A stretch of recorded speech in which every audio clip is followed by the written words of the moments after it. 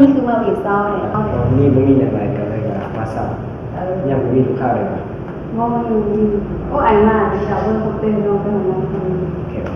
ยังไงเฮ้ยจงเยี่ยมึงเฮ็ดเวียกหยังบ่ กูเฮ็ดเวียนนำบริษัทเงินเดือนกูน่ะเดือนละ5 ไปล้านไหนแม่งนี่เฮ็ดเวียนหยังวะ เอ้ยพอกูกำลังเรียนคือกูเป็นตำรวจอ่ะเฮ้ย ดีเอาคืนดวนแท้บ่เห็นคำไม่ไล่มาเลยวะโอ้เนาะ หุ่นมันมาแล้วนี่ โอ้ซ่าเลยเนาะ เอาไว้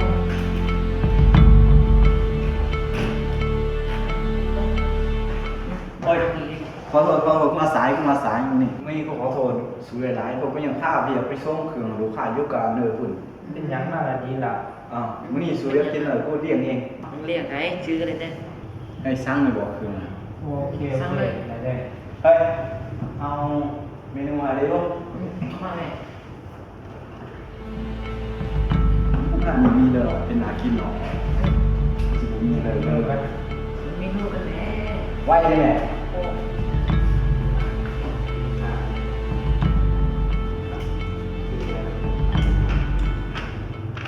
แล้วสูจะเอาเลย กันเอาอันนี้ เอานี่ก็ได้เอาตัวนี้กูเลยเอาตัวนี้ เอาอันนี้ล่ะเต้นี่ล่ะ มึงนานี่คือสิผู้บ่นานี่น่ะ เคยเห็นไหม สู้เอาแพงสุดเลยห้านี่หนอนั่น โอเคนั่นไหนเลย เอาแพงสุดห้านี่จะเอาจะจอบเนาะมึงหูมีตาบอกตัวยูจากคนเบิ้งนะสามจอบโอ้นี่สมพ่อเข้าใจ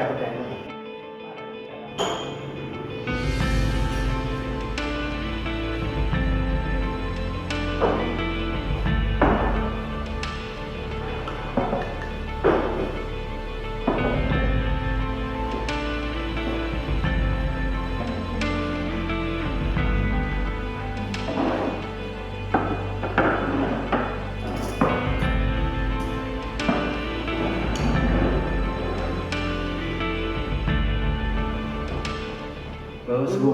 กูชื่อน่ะบ้านนั่นบ้านมันทองไอ้เสื้อที่น้องเฮามันเดียวแค่นั้น โอ้โหปักขีดอ่อนๆซะ สมพ่อ วันไม่ได้ยังมีเขาวัดพี่มึงโอ้ สมพ่อมันคิดเป็นไหนเนี่ยเด็กเซิร์ฟมึงว่าเดือนนึงมันจะได้เติมเงินนะ ไกด์หาแสนบอกนี่นี่ เฮ็ด ว่า ว่า บ่ ส หัว มอง สั้นนี่ เอ็กเซอร์ปานนั้น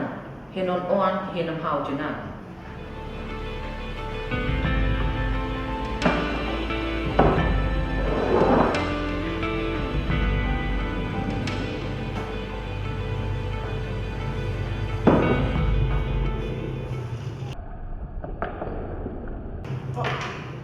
โอ้ขอโทษเขาต้อ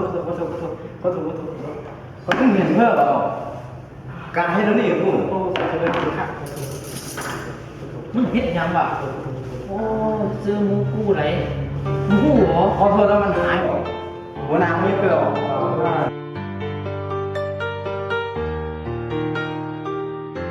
อ๋อ อ่า เอิญมาดูหัวหน้ามึงอยู่เกิน เอิ้นหัวหน้ามา เอิญไว้ เอิ้นหัวหน้าขึ้นมาใหม่ ขอโทษเรื่องมะนาวอย่างวัว เดี๋ยวผมมีอาหาร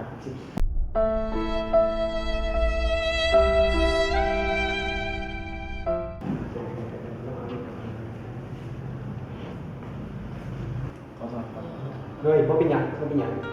เต้พวกมึงกูมีหยังสิบอกพวกมึงถึงว่ากูนี่นะที่เฮียนบ่เก่งบ่ได้ที่เป็นยูเนียนแต่บ่ได้หมายความว่ากูนี่บ่สามารถประสบผลสำเร็จได้และมีหยังสิบอกพวกมึงคนเฮามีคนขาเท่ากันและอย่าเบิ่งคนภายนอก คาเฟ่นี้บ่ต้องจ่าย